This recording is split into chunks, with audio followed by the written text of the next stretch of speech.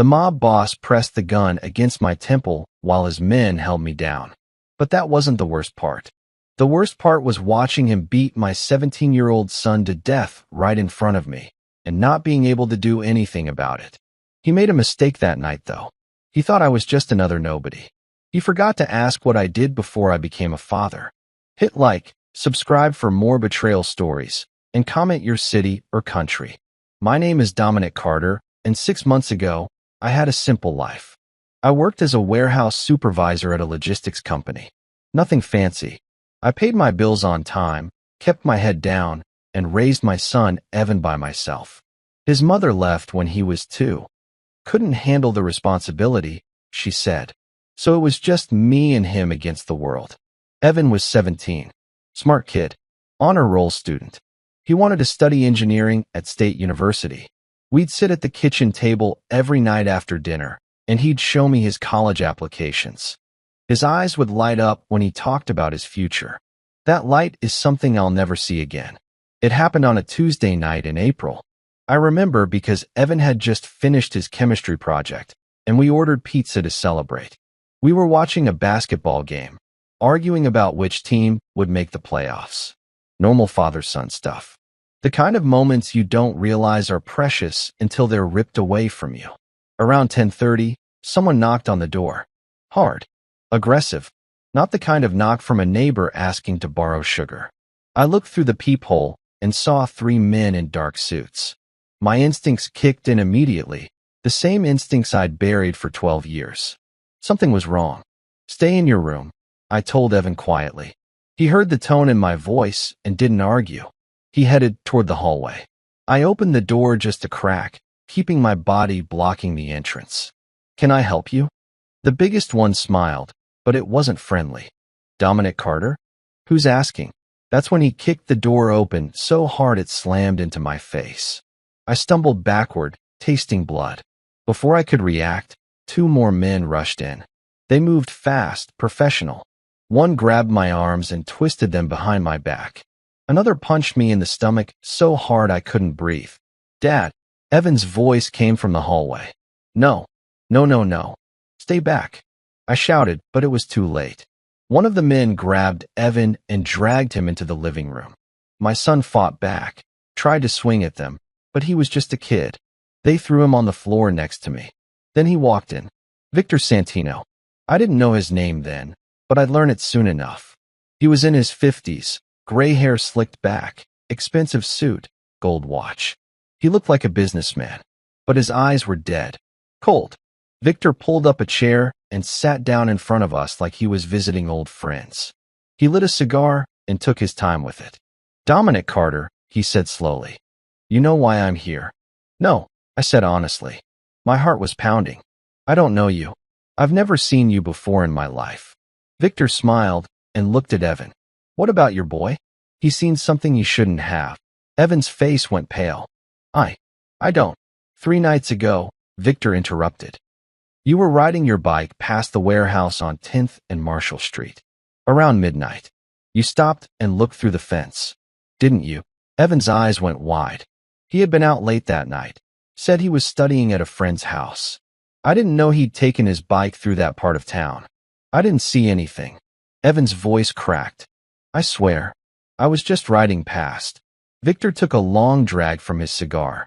That's the problem, kid. You were there. And my associates don't like witnesses. Even if you didn't see nothing, you could've. He's just a kid. I pulled against the men holding me. He didn't see anything. He doesn't know anything. Please. Victor looked at me with those dead eyes. You got kids. Dominic, you know the world's a dangerous place. Sometimes bad things happen to good people. That's just life. Take me instead. I begged. I wasn't ashamed to beg. Not for my son. Whatever you're worried about, whatever you think he saw, take me. Let him go. He won't say anything. I promise. Please. Victor stood up slowly and walked over to Evan. He crouched down and grabbed my son's face, looking him in the eyes. Your daddy loves you, kid. That's sweet. But this ain't about love. This is about making sure nobody talks. Please. Evan whispered. Tears ran down his face. Please, I won't say anything. I swear. I swear on my life. Victor stood back up and nodded to his men. They dragged me over to a chair and tied me to it with zip ties. Tight, cutting into my wrists. I struggled, but there were too many of them. Then Victor did something I'll never forget. He took off his suit jacket, folded it neatly, and handed it to one of his men. He rolled up his sleeves. And he looked at me. I want you to watch this, Dominic. I want you to remember what happens when people see things they shouldn't. No, I screamed. No, please. Take me. Kill me. Not him. He's 17. He's just a kid. Victor ignored me. He walked over to Evan, who was being held by two men, and then he started hitting him. Not with a weapon. With his fists. Slow. Methodical. Like he was teaching a lesson. Evan cried out. He begged. He looked at me with so much fear and pain that it broke something inside me I didn't know could break. I fought against the zip ties until my wrists bled. I screamed until my voice gave out. But I couldn't move. I couldn't do anything. Victor beat my son for what felt like hours, but was probably only minutes. When Evan stopped moving, stopped making sounds, Victor stepped back and wiped his hands on a towel one of his men handed him. He walked over to me and crouched down so we were eye to eye. You talk to the cops, you're next. Understand. I couldn't speak. I couldn't breathe. I just stared at my son's body on the floor. Victor put his suit jacket back on, straightened his tie, and walked out like nothing happened. His men followed. The door closed behind them. The zip ties were loose enough that I worked my way out after a few minutes. My hands were shaking so bad I could barely move. I crawled over to Evan and pulled him into my arms. His face was swollen. Blood everywhere. He wasn't breathing. I held my son and I screamed. Not words. Just sound. Raw and broken. But underneath that grief, something else started to grow. Something cold and sharp. Because Victor Santino made one fatal mistake that night. He assumed I was just another nobody. Just another warehouse supervisor. Just another single dad. He never asked about my past. He never asked what I did before Evan was born. He never asked why a man with my skill set was working a dead-end job in a quiet neighborhood. Before I was Dominic Carter, the warehouse supervisor, I was Sergeant Dominic Carter. Delta Force. 12 years. 3 tours.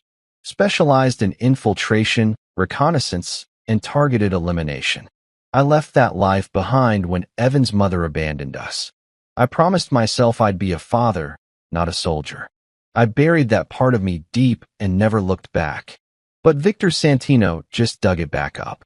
And now he was going to learn what happens when you take everything from a man who knows 1,000 ways to take everything from you. I called 911 at 11:47 p.m. that night. My voice was flat when I spoke to the dispatcher. I told them my son was dead. I told them someone broke into my house. I didn't tell them who. The paramedics arrived first. They checked Evan's pulse even though we both knew he was gone. Then the police came. 2 uniformed officers, young guys who looked uncomfortable. They asked questions. I answered like a robot. Did you see who did this? It was dark. They wore masks. How many were there? 4, maybe 5. I don't remember. Can you describe them? No. It happened so fast. They looked at each other. They knew I was lying, but they couldn't prove it. One of them gave me a card and said a detective would follow up. Then they took Evan away in a black bag. I watched the ambulance drive off with my son's body and felt nothing. The grief was still there, buried under something colder. 3 days later, I was sitting in my living room staring at the wall when someone knocked. I opened the door and saw a man in his 40s wearing a cheap suit and a tired expression. Mr. Carter? I'm Detective Blake Morrison. Can I come in? I stepped aside. He sat down on my couch and pulled out a notebook. He didn't waste time with sympathy. I read the report from the officers who responded.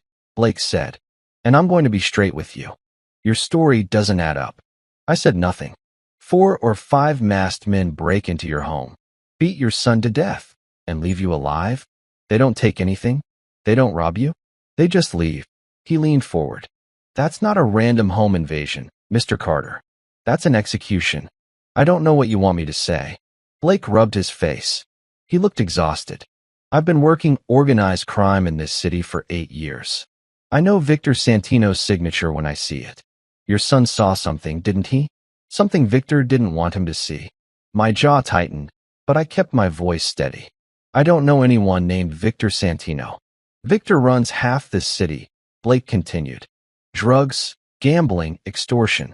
He's got judges in his pocket, cops on his payroll, lawyers who can make evidence disappear. I've been trying to build a case against him for 3 years, and every time I get close, witnesses disappear or change their stories. He paused. I can't touch him, Mr. Carter. Not without evidence. Not without someone willing to testify. Then why are you here? Blake stood up and walked to the door. Before he left, he turned back. Because I wanted to look you in the eye and tell you the truth. If you go after Victor yourself, you'll end up dead or in prison. And your son's death will mean nothing. He handed me his card. If you change your mind and want to talk, call me. Otherwise, stay out of Victor's way. After he left, I threw his card on the table and went back to staring at the wall. The funeral was on Saturday. Gray sky, cold wind, barely anyone there. A few neighbors who felt obligated. My old boss from the warehouse. Evan's chemistry teacher. A kind woman named Mrs. Palmer who cried through the whole service. I stood by the casket and didn't cry. I couldn't. Everything inside me was frozen solid.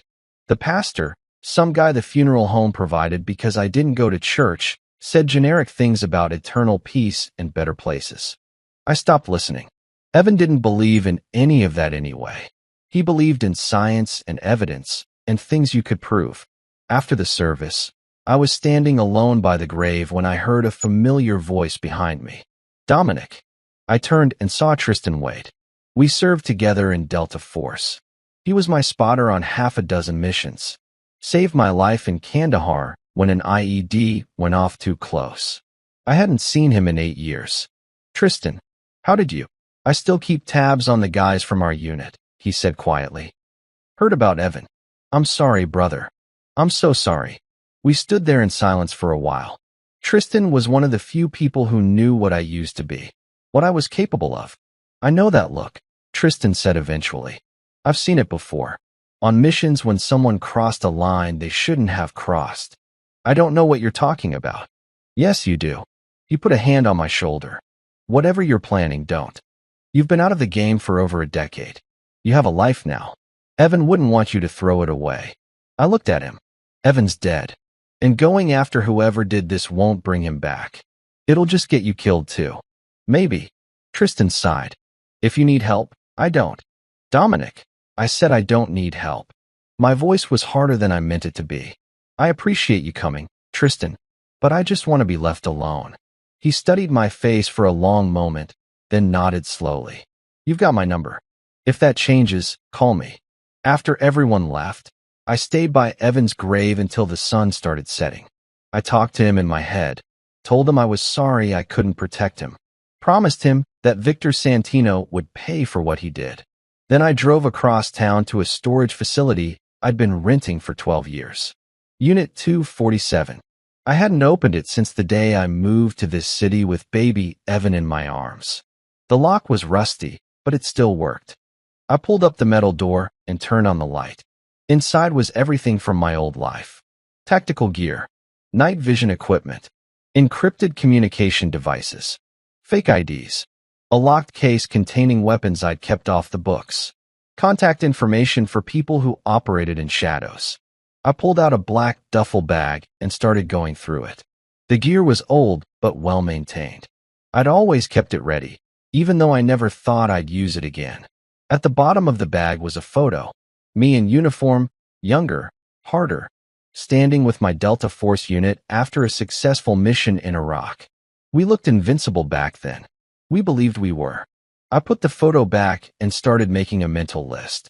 Victor Santino wasn't just some street thug. He was organized, protected, dangerous. Going after him directly would be suicide. Detective Blake was right about that. But Blake didn't know what I knew. He didn't have 12 years of training in taking apart organizations from the inside. He didn't know how to identify weak points, exploit vulnerabilities, turn allies against each other. Victor thought he was untouchable. But every empire has cracks. You just have to know where to apply pressure. I loaded the duffel bag into my truck and locked the storage unit behind me. As I drove home, I wasn't Dominic Carter, the grieving father, anymore. I was Sergeant Carter, and I had a mission. Victor Santino had 3 main lieutenants according to Detective Blake's frustrated rants. Felix, the enforcer. Kyle, the money man. Hunter, the drug distributor. Take them down one by one, and Victor's empire would crumble. Then I'd come for him. Not with rage. Not with revenge. With cold, tactical precision. The kind they taught me in Delta Force. For 2 weeks, I became invisible. I watched Victor's world from the outside, learning its rhythms, mapping its patterns. This wasn't about rushing in with guns blazing. That's how amateurs died. This was reconnaissance, the foundation of every successful operation. I started with public records, property ownership, business licenses, court filings. Victor operated through a web of shell companies, but the connections were there if you knew how to look. His legitimate businesses, a nightclub called Apex, 2 restaurants, a construction company, were fronts for laundering money. The real operations happened in the spaces between. I drove past his locations at different times of day, noting security cameras, guard rotations, delivery schedules.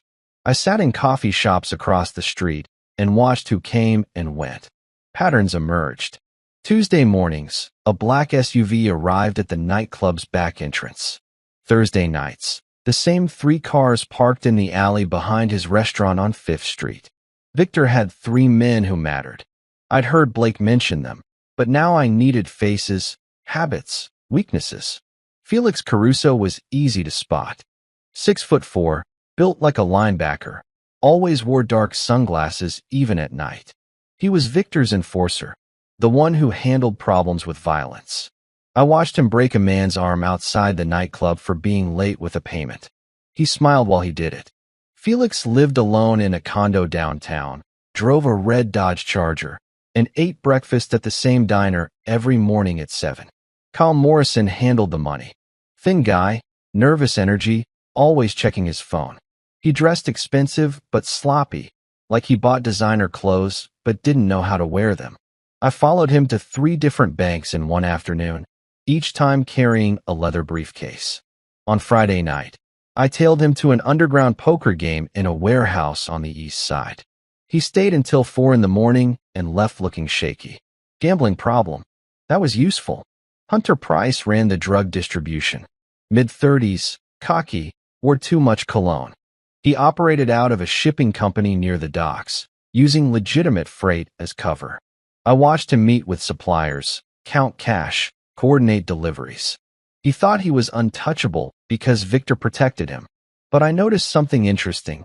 Twice I saw him meet someone Victor's other men didn't know about. A side deal, maybe. Skimming from the boss. After mapping their routines, I needed access to their world. Not as a threat, as a ghost. I applied for a job as a night custodian at the office building that housed Victor's construction company front. It was a national cleaning service, minimum wage, high turnover. They hired me on the spot when I showed up with fake references and a story about needing work after my son died. The manager barely looked at my application. Perfect. The cleaning shift started at 11 p.m. and ended at 6 a.m. I worked alone on the 3rd floor, where Victor's company leased half the space. The security guard, an old guy named Ray, mostly slept at his desk. The building was dead quiet after midnight. Victor's people met there sometimes when they didn't want to be seen at the nightclub. The offices had thin walls. I'd push my cleaning cart slowly past conference rooms, emptying trash cans that didn't need emptying, wiping down surfaces that were already clean. And I listened. The first useful conversation I caught was between Felix and Kyle. They were arguing about a shipment. Victor's paranoid about the docks after that DEA raid last month, Kyle said, voice tight with stress. So move it somewhere else. That's your job, not mine. Felix sounded bored. It's not that simple. We've got 200 kilos coming in next Wednesday. That's a $12 million shipment. We need secure transport, secure storage, secure distribution. One mistake, and we're done. Then don't make mistakes. Their voices faded as they walked toward the elevator. I filed the information away. Wednesday, 200 kilos, $12 million. That was Victor's lifeline. Another night, I overheard Hunter on his phone in one of the private offices. He thought he was alone. I told you, I can get you a better price than Victor charges. Yeah, same quality, 30% cheaper. Because Victor doesn't need to know about it. That's why. Pause. Meet me Thursday at the usual spot. Bring cash. So Hunter was definitely stealing from Victor. Sloppy. Greedy. Men like that made fatal mistakes. The following week, I spotted something else. Kyle came into the building at 2 a.m. Unusual because he normally avoided night meetings. He looked terrible. Sweating, pale, hands shaking. He went straight to a locked filing cabinet in one of the back offices. I was mopping the hallway but could see through the half-open door. Kyle pulled out a thick folder and spent 20 minutes photographing documents with his phone. Financial records, probably. Then he put everything back exactly as it was and left looking even more nervous than when he arrived. Kyle was preparing an insurance policy. Evidence to use if Victor turned on him. Or maybe evidence to sell if he needed to run. Either way, it meant Kyle didn't trust his boss. Another crack in the foundation. I spent my days sleeping and my nights working, watching, learning. I bought a burner phone and started building a network. Old contacts from my Delta days. People who'd left the military and gone into private work. Information brokers. Tech specialists. People who could get things that weren't sold in stores. One of them, a guy named Marcus who now ran a security consulting firm, helped me set up surveillance equipment. Tiny cameras, audio bugs, GPS trackers. All untraceable. I planted a tracker on Hunter's car when he stopped for gas. Another on Kyle's BMW outside the poker game. I placed a small audio device under the conference table in Victor's office during my cleaning shift, hidden inside a potted plant where nobody would look. The picture became clearer. Victor was planning something big. The 200-kilo shipment was just the start. He was expanding territory, moving into neighborhoods controlled by a rival crew. That meant potential war. That meant distractions. That meant opportunities. But I couldn't move yet. Patience was everything. Rush the shot, and you missed the target. I needed to understand the full structure. Who owed Victor money? Who feared him? Who secretly hated him? Every organization has people waiting for the king to fall so they can take his crown. On my third week as a janitor, I finally saw Victor in person again. He arrived at the office around midnight with Felix. They went into the private conference room and closed the door. I positioned my cleaning cart nearby and worked slowly. Their voices were muffled, but I caught fragments. Felix, I need this handled quietly. Hunter's been acting strange. Keep an eye on Kyle. I don't trust him lately. So Victor was already suspicious of his own people. Good. Paranoia was a weapon I could use. When they left, Victor walked right past me. He didn't even glance in my direction. To him, I was invisible. Just another minimum wage worker pushing a mop. That's exactly what I needed to be. I went home that morning as the sun came up and spread everything I'd learned across my kitchen table. Photographs, notes, schedules, weaknesses. Hunter was greedy and careless. Kyle was desperate and paranoid. Felix was violent but predictable. 3 men holding up Victor's empire. 3 targets. I'd start with Hunter. He was the weakest link. Already betraying Victor, already making stupid moves. Taking him down would be easy and wouldn't immediately point back to me. Then Kyle. His gambling debts and hidden evidence made him vulnerable. I could destroy him without firing a single shot. Felix would be harder. He was dangerous, loyal, and always armed. But even the strongest soldiers have blind spots. I just needed to find his. After that, Victor would be alone. Exposed. Exactly where I wanted him. I pulled out a map of the city and marked locations. Hunter's warehouse. The poker game Kyle attended. Felix's morning diner. The dock where the shipment would arrive. Everything was connected. I just needed to pull the right threads and watch Victor's world unravel. 2 months ago, I was a father planning my son's college applications. Now I was a weapon with a target. Victor Santino took everything from me. Now I was going to return the favor, one piece at a time. Hunter Price was a creature of habit. That's what would kill him, not literally, but professionally. I'd been watching him for 3 weeks, and his pattern never changed. Every Tuesday and Friday night, he left Victor's warehouse at the docks around 11 p.m. and drove to an underground poker game on the east side. He'd stay until 3 or 4 in the morning, then head home alone. But Tuesdays were different. On Tuesdays, he made a stop first. I followed him from a distance, headlights off until I was far enough back that he wouldn't notice. He drove to a 24-hour diner near the interstate, the kind of place truck drivers stop for coffee and pie. Hunter parked in the back lot and waited. 10 minutes later, a white van pulled up beside him. The driver got out, Hispanic guy, 40s, wearing a leather jacket.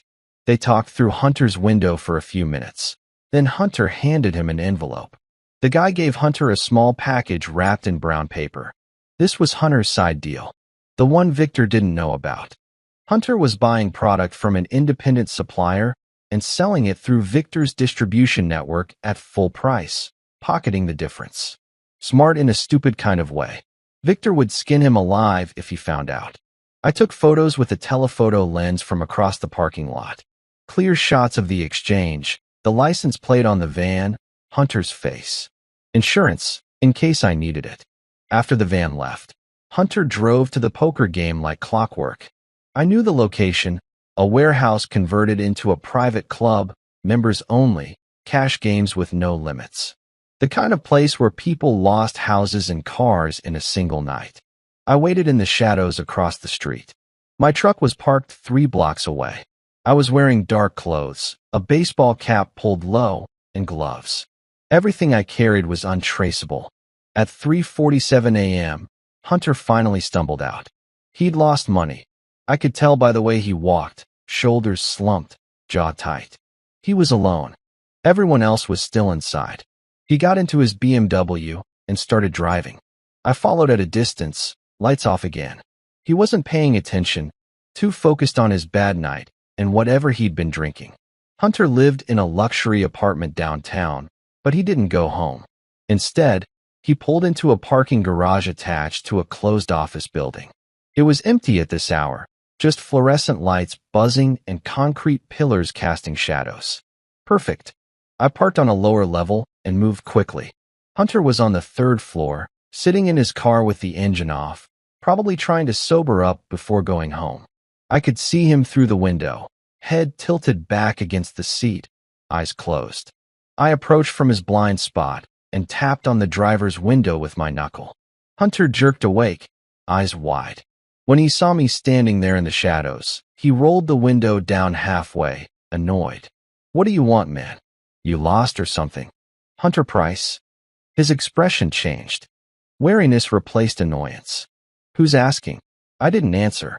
Instead, I pulled the door open. It was unlocked because Hunter was an idiot and pressed a taser against his ribs. 50,000 volts. He seized up, unable to scream, and I caught him before he fell out of the car. I zip-tied his wrists behind his back and dragged him to the back of the garage where there were no cameras. It took less than 30 seconds. Nobody saw. Nobody heard. When Hunter came to, he was sitting against a concrete wall with my knee on his chest and a knife pressed lightly against his throat. Not enough to cut, just enough to remind him how easy it would be.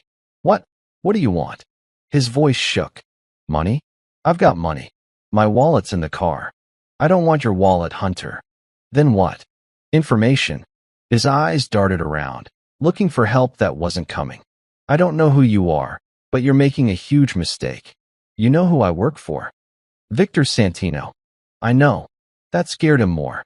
"Then you know he'll kill you for this. He'll kill your whole family." "My family's already dead." My voice was flat. "So let's skip the threats and get to the part where you tell me what I want to know." Hunter swallowed hard. "What do you want?" "Victor's shipment. The big one coming next week. 200 kilos. Where's it landing? Who's moving it? What's the route?" "I can't tell you that. Victor will."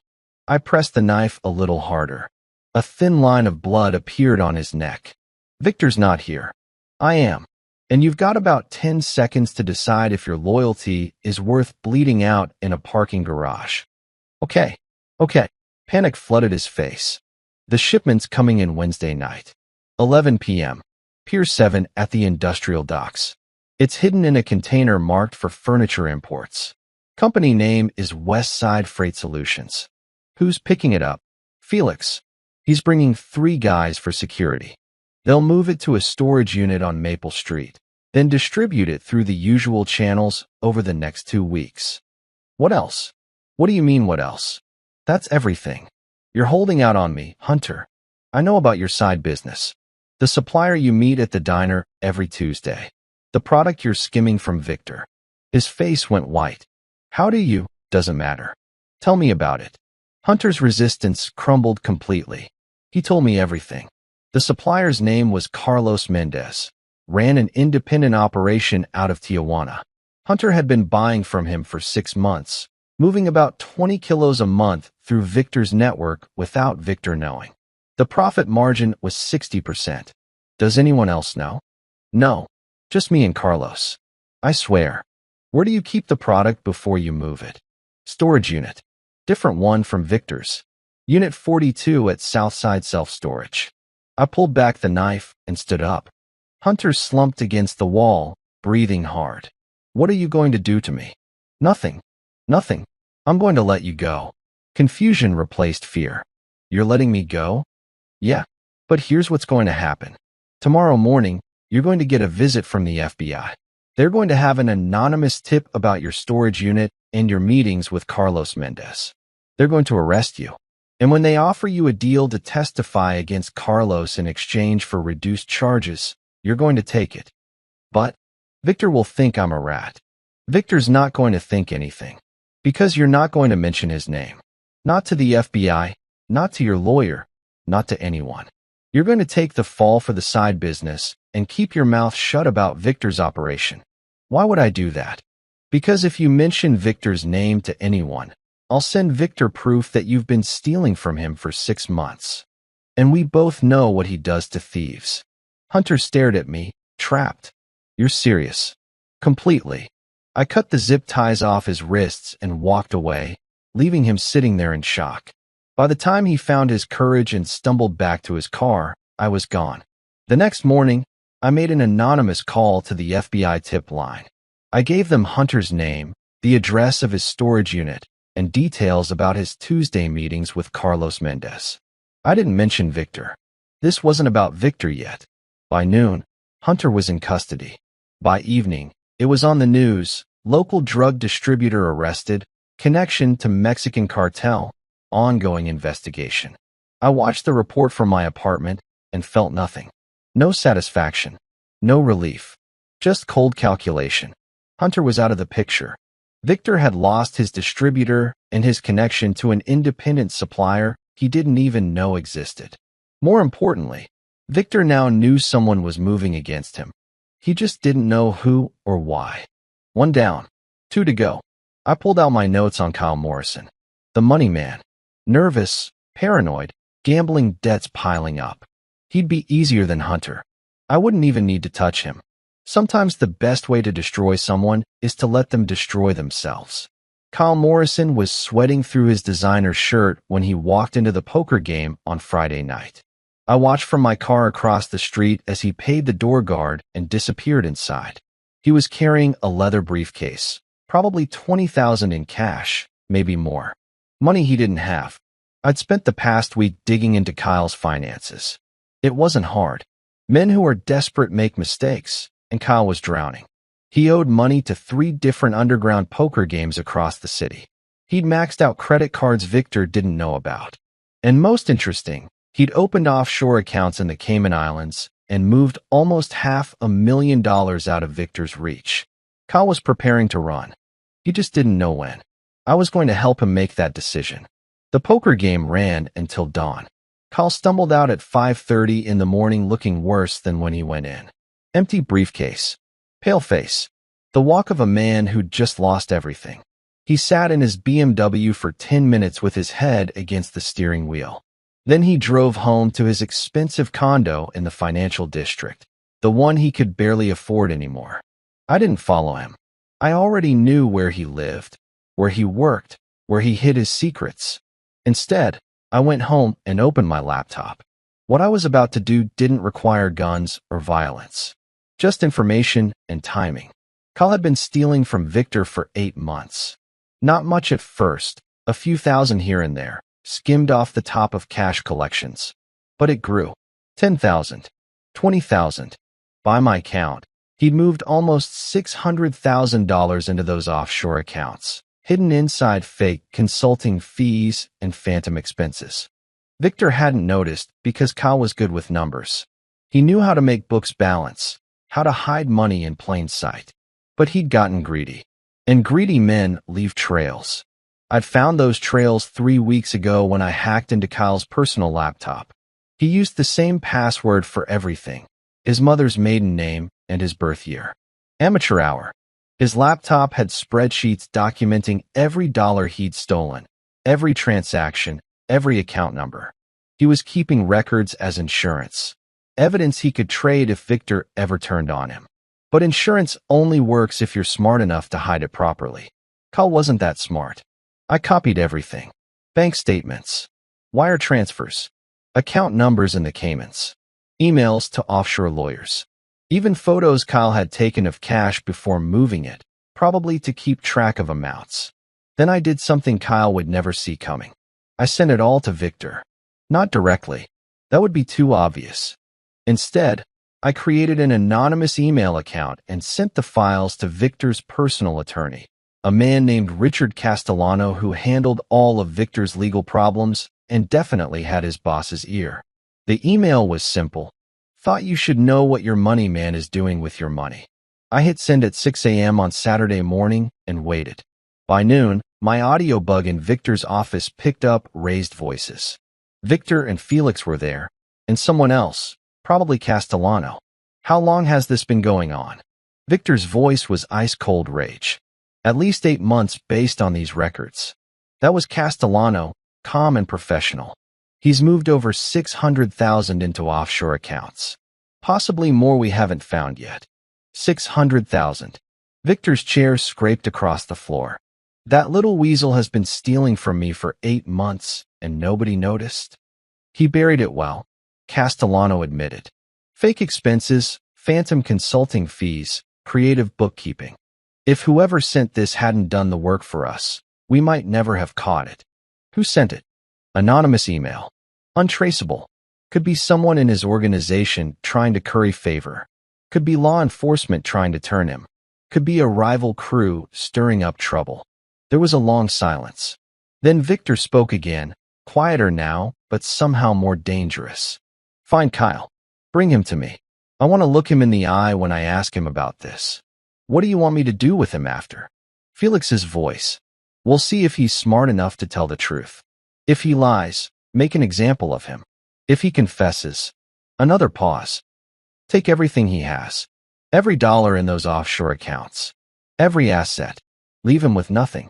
Then throw him in the street and make sure everyone knows what happens to thieves. I listened to them plan Kyle's destruction and felt nothing. Kyle had made his choices. Now he'd face the consequences. That evening, Felix and 2 of Victor's men went looking for Kyle. They found him at a bar downtown, 3 whiskeys deep, probably trying to numb the pain of losing another 20,000 at the poker game. They didn't make a scene. Felix walked up, put a hand on Kyle's shoulder, and said something quiet. Kyle's face went white. He stood up without arguing and followed them outside. I was parked across the street, watching through tinted windows. They put Kyle in the back of a black SUV and drove to Victor's nightclub. Victor was waiting in his office upstairs. I couldn't hear what happened next. My audio bug had been discovered and removed earlier that day, probably during a routine security sweep. But I could imagine it. Victor would lay out the evidence. Kyle would try to deny it at first, then realize he couldn't. He'd probably beg, offer to pay it back, swear it would never happen again. Men like Kyle always begged. Victor wouldn't kill him. Murder drew attention, and Victor had already lost Hunter to an FBI arrest. 2 dead or missing lieutenants in 1 month would raise flags with law enforcement. No, Victor would do something worse. He'd strip Kyle of everything and leave him alive to suffer. 3 hours later, Felix and his men left the nightclub. Kyle was with them, but barely. They'd worked him over. His face was swollen, he was limping, and his expensive suit was torn and bloody. They drove him to a parking lot near the docks and threw him out of the SUV like garbage. Felix said something, probably a warning about what would happen if Kyle ever showed his face again. Then they drove off. Kyle lay there for a few minutes, then slowly pulled himself up and limped toward the street. I followed at a distance as he stumbled through the city like a ghost. He had no phone. Felix had taken it. No wallet. No car keys. Nothing.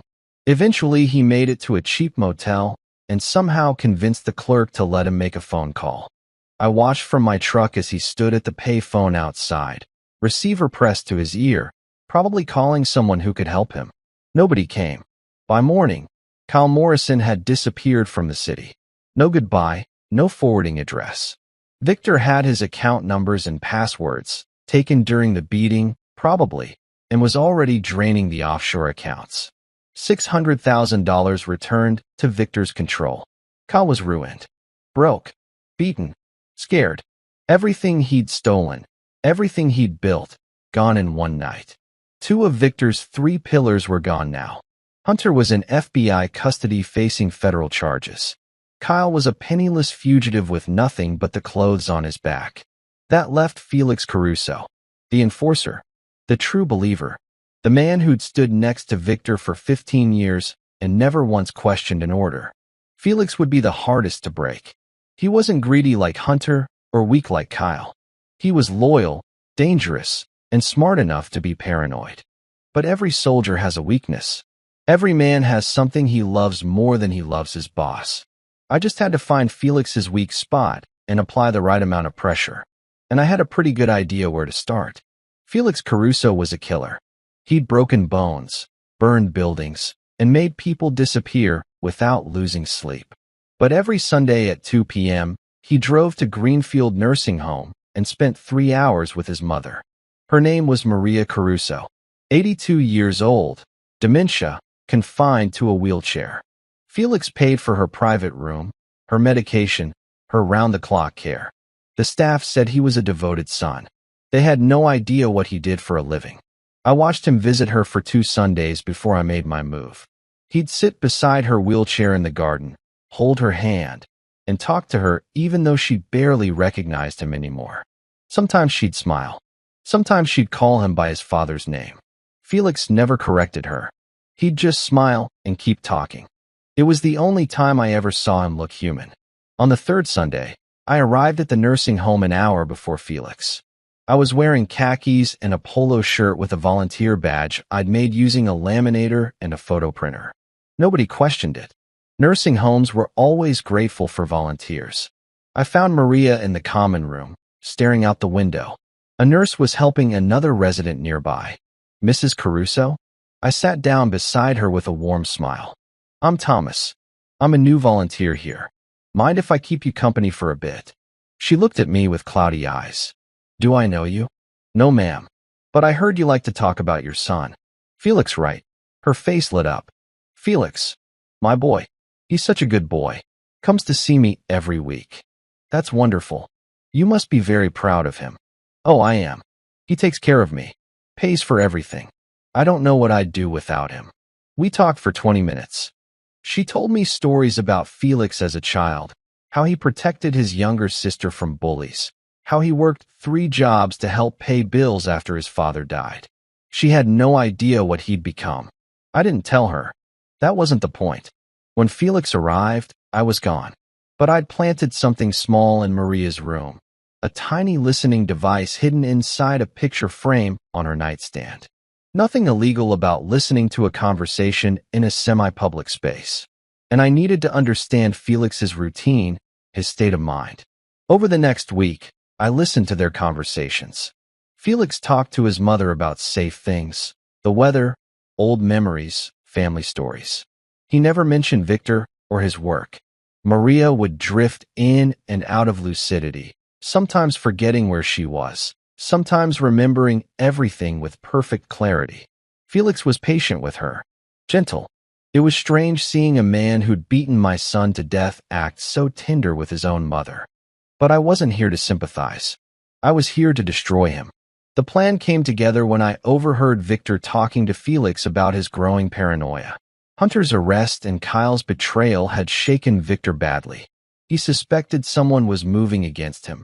Maybe a rival crew, maybe the FBI, maybe someone inside his own organization. "I need you close," Victor told Felix. "You're the only one I can trust now. I want you with me 24/7 until we figure out who's doing this." "What about my mother?" Felix asked. "I visit her every Sunday. Skip it this week. Family can wait. Loyalty comes first." There was a pause. Then Felix said quietly, "Understood." But I could hear the tension in his voice. Felix would do what Victor ordered, but he didn't like it. That gave me an opening. The next morning, I went to Victor's office building during my custodian shift. Security had been tightened since Kyle's betrayal. More cameras, more guards, random searches. But I've been working there for 2 months. They knew my face. I was invisible. I planted evidence in Felix's locker in the employee break room.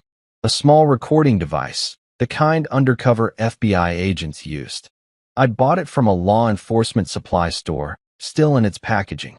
I tucked it into Felix's gym bag between his clothes, making it look like he'd tried to hide it, but done a sloppy job. Then I made an anonymous call to Victor's personal line from a burner phone. I disguised my voice, higher-pitched, nervous. "Mr. Santino? You don't know me, but I work in your building. The custodian crew. I saw something I think you need to know about. That guy Felix? I saw him hiding something in his locker. Looked like some kind of electronic device. I don't want trouble, but I thought you should know." I hung up before Victor could respond. 2 hours later, Victor and 3 of his men searched the building.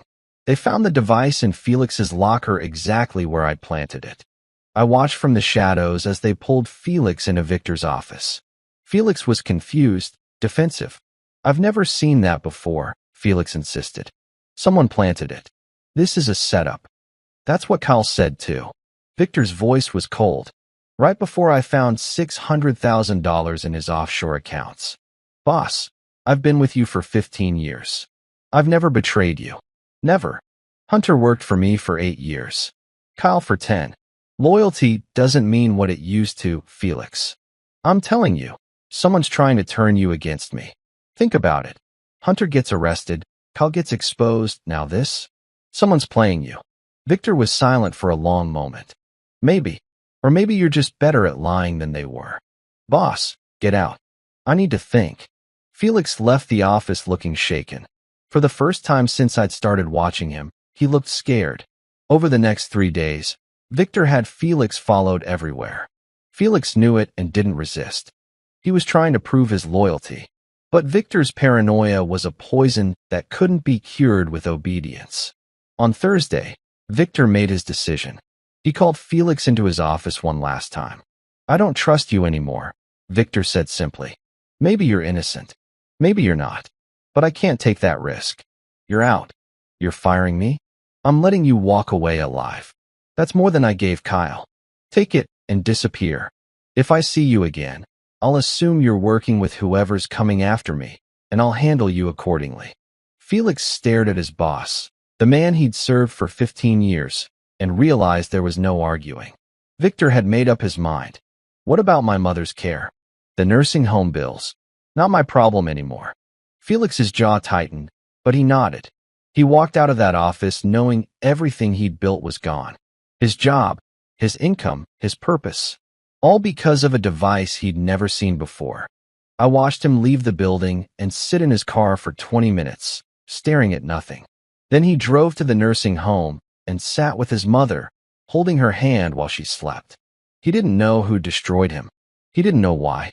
He just knew his world had collapsed in 3 days, and the man he'd been loyal to had thrown him away like trash. 3 pillars gone. Hunter in federal custody. Kyle a broken fugitive.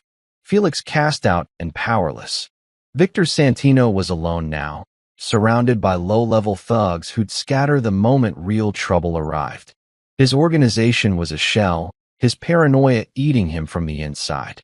And I was ready for the final phase.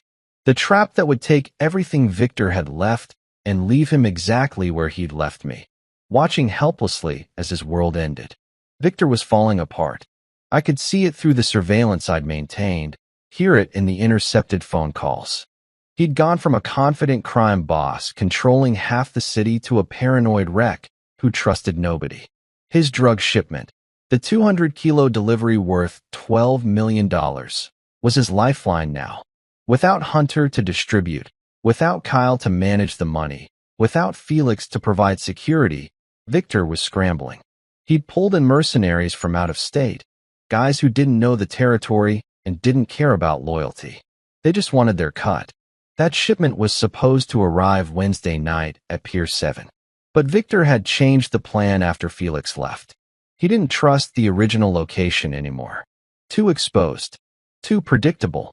I knew this because I'd tapped into the phone of Victor's remaining contact, a man named Anton who coordinated shipments.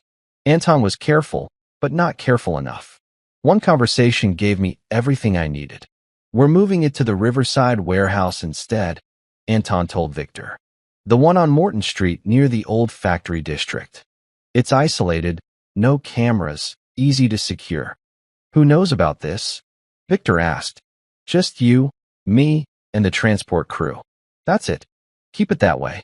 I'll be there personally to oversee it. I'm not losing $12 million because some rat decided to tip off the cops." Perfect. Victor was going to be there himself. Desperate. Exposed. Vulnerable. I had 5 days to prepare. The Riverside warehouse was exactly what Anton described. Isolated, abandoned, surrounded by empty factories and overgrown lots. The nearest occupied building was half a mile away. No witnesses. No security cameras. Just darkness and decay. I scouted it 3 times, mapping exits, sight lines, cover positions. There were 2 ways in. The main loading dock and a side door that had been chained but could be forced. The interior was mostly open space with rusted machinery and empty crates. Perfect for an ambush. But I wasn't going in alone with guns blazing. That's not how you win against someone like Victor. You don't match violence with violence. You match chaos with precision. I needed law enforcement. Specifically, Detective Blake Morrison. Blake had given me his card months ago after Evan's funeral.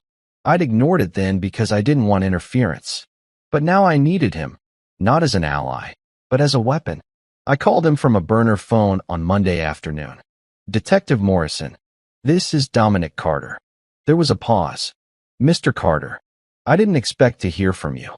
I've got information about Victor Santino, the kind that'll put him away for life." "I'm listening." Wednesday night, 11 p.m. Riverside warehouse on Morton Street in the factory district. Victor's receiving a shipment of 200 kilos of cocaine worth $12 million. He'll be there personally with armed security. If you move fast and bring enough people, you can catch him red-handed. Blake was quiet for a moment. "How do you know this? Does it matter?" "It does if you're setting me up. Or if you're planning something that'll get people killed. I'm giving you Victor Santino on a silver platter, detective. What you do with that information is your choice. But if you want him, this is your shot. He's paranoid, isolated, and desperate. He won't get this careless again. Why are you doing this? Revenge. Call it whatever you want. Are you going to be there or not?" Another pause. "I'll need to verify this information independently before I can authorize a raid." "Then verify it. Check shipping records for West Side Freight Solutions. Monitor activity around the warehouse Wednesday evening. Do whatever you need to do. Just be ready when it happens." I hung up before he could ask more questions. Blake was smart enough to follow up. He'd make calls, check databases, coordinate with federal agencies. And when everything I told him checked out, he'd have no choice but to act. The chance to take down Victor Santino was too big to ignore. But I couldn't rely on law enforcement alone. Raids go wrong. Evidence gets suppressed. Lawyers find loopholes. I needed insurance. So I prepared a backup plan. I spent Tuesday gathering equipment from my old storage unit. Night vision goggles. A suppressed rifle I'd kept from my Delta Force days. Tactical gear. Communication equipment. Everything I'd sworn I'd never use again. I also prepared something else, a recording device and a script. If law enforcement failed, if Victor somehow escaped the raid, I needed a confession. Evidence so damaging that no lawyer could make it disappear. Wednesday arrived cold and gray. I spent the day running through every scenario, every possible outcome. By the time the sun set, I was ready. I arrived at the warehouse at 9 p.m., 2 hours before the shipment. I entered through the side door, forcing the chain with bolt cutters. Inside was darkness and silence. I moved through the space like a ghost, finding a position on the second-floor catwalk that overlooked the main floor. Good sight lines. Multiple escape routes. Concealment behind old machinery. I settled in and waited. At 10:30, Victor's men arrived. 6 of them, armed with automatic weapons. They swept the warehouse, checked the perimeter, then positioned themselves at strategic points. Professional. Disciplined. These weren't street thugs. They were hired soldiers. At 10:45, a semi-truck pulled up to the loading dock. The driver backed it in, and Victor's men started unloading. Large wooden crates marked with freight company logos. Inside would be the cocaine, hidden among legitimate cargo. At 10:50, Victor arrived in a black Mercedes. He stepped out wearing an expensive coat, flanked by 2 more armed men. Even from my position above, I could see the tension in his movements. He was on edge. Victor walked through the warehouse, inspecting the crates, talking to Anton and his security team. Everything was going according to his plan. What he didn't know was that 3 blocks away, Detective Blake Morrison was coordinating with 20 federal agents and local SWAT teams. They were waiting for my signal, a call I'd promised to make once I confirmed Victor was inside with the drugs. I pulled out the burner phone and sent a single text to Blake's number. He's here. Move now. Then I put the phone away and watched. It took 4 minutes for the raid to begin. The first sign was the sound of vehicles approaching fast. Multiple engines. Tires on gravel. Then spotlights flooded the warehouse from outside, so bright they turned night into day. FBI, drop your weapons. You're surrounded. Victor's men reacted instantly. Some raised their weapons. Others dove for cover. Anton was shouting orders, trying to coordinate a defense. But it was too late. Federal agents stormed through both entrances, tactical gear, rifles raised, moving with precision. Victor's hired soldiers realized they were outgunned and outmaneuvered. One by one, they dropped their weapons and raised their hands. Victor stood in the middle of the chaos, frozen. For the first time since I'd known of him, he looked powerless, small, afraid. But as the agents moved in to arrest him, something went wrong. Victor ran. He bolted toward the back of the warehouse, toward a door his security team had left unsecured. 2 agents chased him, but he was faster than he looked. He burst through the door into the darkness outside, exactly where I knew he'd go, because I'd left that door unsecured on purpose. Victor thought he was escaping, but he was running straight into my trap. I climbed down from the catwalk and slipped out through the side entrance. The chaos of the raid covered my movement. Nobody saw me leave. Outside, I moved through the shadows toward the old factory building adjacent to the warehouse. That's where Victor would run, toward the maze of abandoned structures where he could hide until the raid ended. I'd studied this terrain for days. I knew every alley, every doorway, every dead end. Victor was running blind, but I was hunting, and the hunt was almost over. Victor crashed through the dark factory grounds like a wounded animal. I could hear him gasping for air, stumbling over debris, panic driving every movement. Behind us, the warehouse was still lit up with spotlights and shouting agents. But the sound was fading as he ran deeper into the abandoned industrial maze. He had no plan, no backup, no weapon, just pure survival instinct pushing him forward. I followed 30 yards back, night vision goggles turning the darkness into green-tinted clarity. Every movement Victor made, every turn he took, I saw it all. He was running blind. I was hunting with precision. Victor ducked into a collapsed building, probably hoping to hide until the raid ended. The structure was 3 stories of rusted metal and shattered windows, a manufacturing plant that had been dead for 20 years. I circled around to the back entrance and slipped inside silently. The interior was a maze of machinery, conveyor belts frozen in place, old equipment covered in dust and graffiti. Perfect terrain for what came next. I moved through the shadows, listening. Victor's breathing echoed off the metal walls. Heavy, panicked, desperate. He was on the 2nd floor, hiding behind an old industrial press. I climbed the rusted stairwell without making a sound and positioned myself 20 feet from his location. Then I picked up a piece of metal debris and threw it across the room. It clattered loudly against the far wall. Victor bolted from his hiding spot, running toward what he thought was an exit. But I was already there, stepping out of the shadows directly in his path. He skidded to a stop, eyes going wide in the darkness. He started. I didn't let him finish. One movement, fast, efficient, and his legs were swept out from under him. He crashed hard onto the concrete floor, the wind knocked out of his lungs. Before he could recover, I had him pinned, knee on his chest, my hand around his throat. Not squeezing, just controlling. Remember me? My voice was cold and empty. Victor stared up at me, confused and terrified. Then recognition flickered across his face. The janitor? Try again. He squinted in the darkness, trying to see my face clearly. Then something clicked. His eyes went even wider. You're the warehouse supervisor. The one with the kid. His name was Evan. Understanding hit Victor like a freight train. His face went pale. That was months ago.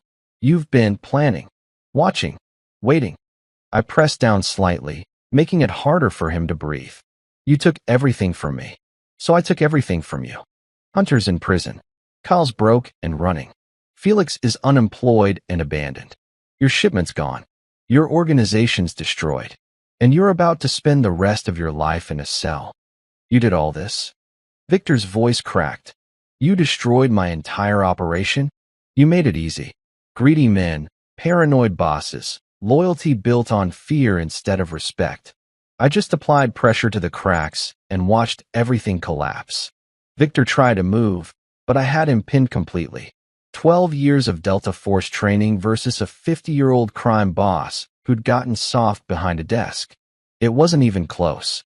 What are you going to do? He whispered. Kill me. No, that's too easy. You're going to confess. I pulled out a small digital recorder and held it where he could see it.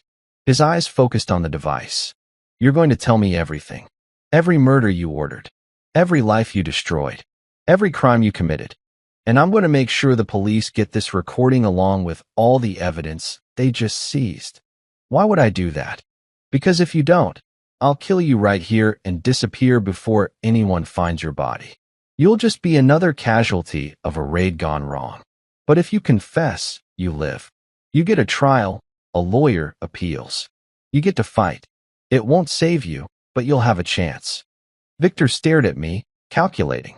Then his expression changed, desperation turning into something uglier. You want a confession? Fine. I killed your kid. I beat him to death with my own hands while you watched. And you know what? I enjoyed it. He begged and cried like a baby, and it felt good to shut him up permanently. He was trying to provoke me, trying to make me angry enough to kill him quickly instead of letting him face prison. He thought death was better than spending decades in a cage. He was wrong about what would break me. Keep talking, I said flatly, holding the recorder closer. Victor realized his tactic wasn't working. The anger drained from his face, replaced by fear. You can't make me confess. I already have. You just admitted to murdering my son. But I want more. I want the others. The witness you disappeared last year. The rival dealer whose body was found in the river. The accountant who tried to leave your organization. All of them. I'm not saying another word. I reached into my jacket and pulled out a folder I'd been carrying. Inside were photographs. Felix's mother at the nursing home, Kyle's family members, addresses and schedules of people Victor cared about. Everyone has leverage, I said quietly. Everyone has something they don't want to lose. You're going to confess, Victor. The only question is whether I have to apply pressure to make it happen. Victor looked at the photos and his resistance crumbled. He knew I wasn't bluffing. I'd already destroyed his empire methodically and patiently. Threatening innocent people to force a confession was nothing compared to what I'd already done. You're a monster, he whispered. You made me one. Now talk. And he did. For 15 minutes, Victor confessed to everything. Murders, drug trafficking, extortion, witness intimidation. He named names, gave dates, described methods. The recorder captured every word. When he finally stopped, exhausted and broken, I stood up and backed away. What happens now? Victor asked. Now the FBI finds you here. And this recording finds its way to Detective Blake Morrison anonymously. You'll go to trial with so much evidence against you that no lawyer on earth could save you. And you? I disappear. You'll never see me again. But every day you spend in prison, you'll remember that a nobody warehouse supervisor destroyed everything you built. You'll remember that you killed the wrong man's son. Sirens were getting closer. The FBI was expanding their search perimeter. I had maybe 2 minutes before they reached this building.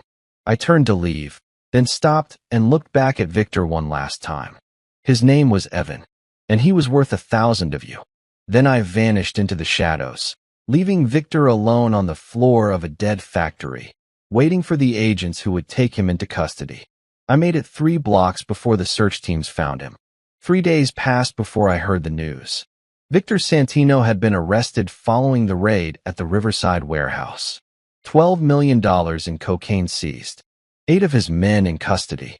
Federal charges including drug trafficking, racketeering, and organized crime conspiracy.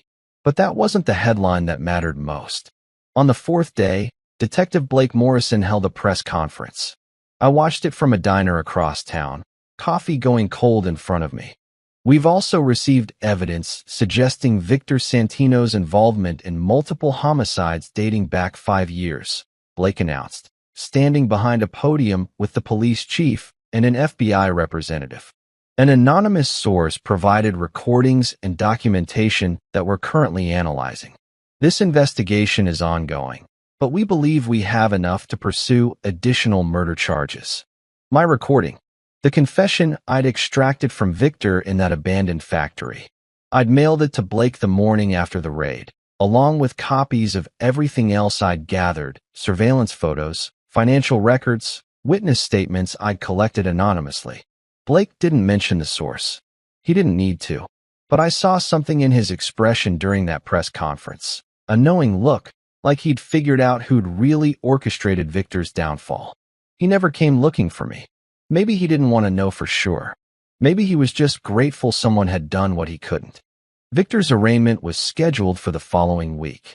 His lawyer, a high-priced attorney named Richard Castellano, argued for bail, citing Victor's ties to the community and lack of flight risk.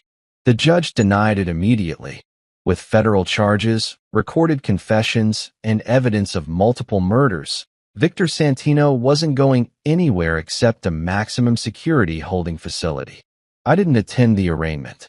I watched the news coverage from my apartment, the same place where I'd held Evan as a baby, where we'd done homework together, where we'd argued about basketball and laughed at stupid movies. The apartment felt empty now, haunted by memories. 2 weeks after Victor's arrest, I received a phone call on my regular phone, not a burner. The number was blocked. Dominic Carter? A woman's voice, professional. Who's asking? My name is Amanda Pierce. I'm an assistant district attorney. Detective Morrison gave me your contact information. I'd like to speak with you about the Victor Santino case. My hand tightened on the phone. I don't know what you're talking about. Mr. Carter, I'm not calling to charge you with anything. I'm calling because we need your testimony. Victor Santino murdered your son. You have a right to see justice served in court. I have nothing to say. Victor's lawyer is claiming the confession we received was coerced, that it's inadmissible. Without additional evidence and testimony, some of the murder charges might not stick. We need you to. I hung up. I wasn't going to testify.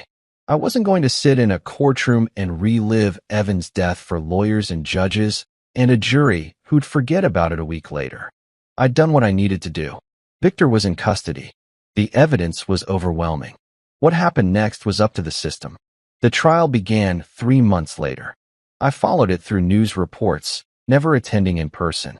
Victor had assembled a team of expensive lawyers who challenged every piece of evidence, questioned every witness, filed motion after motion. But the prosecution had too much. The drugs seized in the raid, financial records showing years of money laundering, testimony from Anton and 2 other men who'd flipped for reduced sentences, and most damaging, the recording of Victor's confession. The defense argued it was obtained illegally, that the voice might not even be Victor's, that it could have been fabricated or edited. But audio analysis confirmed it was genuine, and the details Victor had confessed matched evidence the FBI had independently verified. Week after week, the trial dragged on. Witnesses testified. Evidence was presented. Victor sat at the defense table in an expensive suit, looking smaller and older than the man who destroyed my life. I watched him on the courthouse steps during a recess, surrounded by cameras and reporters. Someone asked him if he had anything to say to the families of his victims. Victor looked directly at the camera. "I'm innocent. This is a setup. Someone wants me destroyed, and they're using the system to do it." He was right, of course, but he couldn't prove it. And more importantly, he couldn't escape it. The jury deliberated for 2 days. When they returned, the verdict was unanimous. Guilty on all counts: conspiracy to distribute narcotics, racketeering, money laundering, and 3 counts of first-degree murder, including the murder of Evan Carter. I was sitting in my truck outside Evan's grave when I heard the news on the radio. The reporter's voice was excited, triumphant. Another dangerous criminal off the streets. Justice served. I turned off the radio and sat in silence. The sentencing hearing was scheduled for 2 weeks later. Victor's lawyers argued for leniency, citing his age and health. The prosecution asked for life without parole. The judge spent 20 minutes delivering her decision. She detailed Victor's crimes, the lives he'd destroyed, the violence he'd spread through the community. Then she sentenced him to 3 consecutive life sentences without possibility of parole. Victor would die in prison. There was no appeal that would change that, no legal loophole that would free him. It was over. That night, I drove to the cemetery. Evan's headstone was simple: his name, his dates, and a line that said, "Beloved son." I sat on the grass beside it like I'd done 100 times before. "It's done," I said quietly. "Victor's going to prison for the rest of his life. He'll never hurt anyone again." The wind moved through the trees. Somewhere in the distance, a bird called out. "I know this doesn't bring you back. I know revenge doesn't fix anything. But I needed him to pay for what he did. I needed him to lose everything like I lost you." My voice cracked. For the first time since Evan died, I felt tears on my face. "I'm sorry I couldn't protect you. I'm sorry I wasn't fast enough, strong enough. I'm sorry you died because of something you saw, something that had nothing to do with you." I sat there until the sun started setting, talking to my son, telling him about the trial, about Victor's face when the verdict was read. Finally, I stood up and placed my hand on the headstone. "I love you, Evan. I always will." Then I walked back to my truck and drove away. 6 months after Victor's sentencing, I stood outside the maximum security federal prison where he'd spend the rest of his life. I didn't go inside. I didn't need to see him behind bars to know he was suffering. I just needed to know he was there, caged, powerless, exactly where he deserved to be. Detective Blake Morrison found me in the parking lot, leaning against my truck. "Thought I might find you here," he said, walking over with his hands in his pockets. I wasn't planning to stay long. Blake nodded, studying my face. "The trial's over. Victor's locked up. You got what you wanted. Did I? Didn't you?" I looked at the prison walls, gray concrete and razor wire stretching toward the sky. My son's still dead. Victor being in prison doesn't change that. "No," Blake agreed. "But it means he can't hurt anyone else.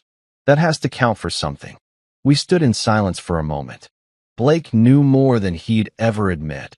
about the anonymous tips, the perfectly timed evidence, the way Victor's organization had collapsed from the inside. But he'd never asked me directly, and I'd never confirmed. "What are you going to do now?" Blake finally asked.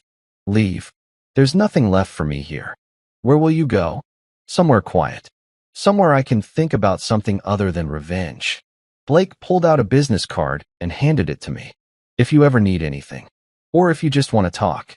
I took the card and nodded. Blake walked back to his car, leaving me alone in the parking lot. I spent the next week packing up the apartment. Most of Evan's things I donated. His clothes, his books, his sports equipment. But I kept a few items. His favorite hoodie. A photo of us at his 8th grade graduation.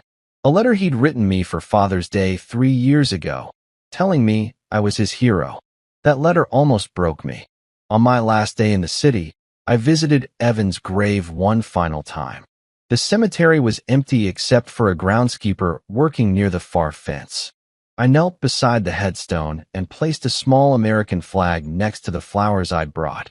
Evan had always been proud when I told him about my military service, even though I never shared the hard parts.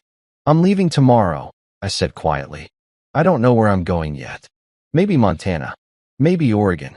Somewhere with mountains and space and silence." The wind rustled through the trees overhead. "Victor's in prison for life. 3 life sentences, no parole. He'll die behind bars, and everyone who helped him is either locked up or scattered." I made sure of that. I traced Evan's name on the headstone with my finger. "I know you wouldn't have wanted me to do what I did. You always believed in doing things the right way, following the rules, trusting the system. But the system failed you, Evan. It failed both of us. So I did what I had to do." My voice broke, and I had to stop for a moment. "I miss you every single day. I miss your laugh, your terrible jokes, your excitement about college. I miss arguing with you about which team would win the playoffs. I miss everything." I stood up slowly, my knees aching. "I hope wherever you are, you're at peace. And I hope someday I can find peace too. But right now, I just need to get away from this place and all the memories it holds." I placed my hand on the headstone one last time. "I love you, son. I always will." Then I walked back to my truck and drove away without looking back. 3 weeks later, I was sitting on the porch of a small cabin I'd rented in northern Montana. Mountains stretched across the horizon, snow-capped and ancient. The nearest town was 15 miles away. My closest neighbor was 3 miles down a dirt road. It was exactly what I needed. I'd started working as a handyman for the few families scattered around the area, fixing fences, repairing roofs, clearing fallen trees. Simple work that didn't require thinking about the past. One afternoon, my phone rang. I almost didn't answer. I'd given the number to only 3 people. But curiosity got the better of me. "Mr. Carter? This is Tristan Wade, my old Delta Force buddy, the one who'd shown up at Evan's funeral." "Tristan, how'd you get this number?" "I have my ways. How are you holding up?" "I'm managing. I heard about Victor Santino. Saw the trial on the news. 3 life sentences." I didn't respond. "You did that, didn't you?" Tristan's voice wasn't accusing, just knowing. "Took apart his whole organization piece by piece." "I don't know what you're talking about." Tristan chuckled softly. "Fair enough. I'm just calling to check on you. Make sure you're okay." "I'm fine." "You sure? Because the last time we talked, you looked like a man planning to do something he couldn't come back from." "I did what I needed to do. Now I'm trying to move forward." There was a long pause. "If you ever need anything, and I mean anything, you call me." "Understood. Understood. Take care of yourself, Dominic." Evan would want that. After we hung up, I sat on the porch watching the sun set over the mountains. The sky turned orange and purple, colors so vivid they almost hurt to look at. For the first time in a year, I felt something other than grief and rage. Not happiness, not yet, but maybe the beginning of peace. Victor Santino would spend the rest of his life in a cell, remembering every day that a father's love was more dangerous than any criminal empire. Hunter, Kyle, and Felix had lost everything they'd built. The organization that had taken my son was dust. Justice wasn't perfect. It didn't bring Evan back, It didn't erase the pain, but it was something. And for now, that had to be enough. So here's what I want to ask you. Where are you watching this from? Drop your city or country in the comments below. I really want to know where my listeners are from around the world.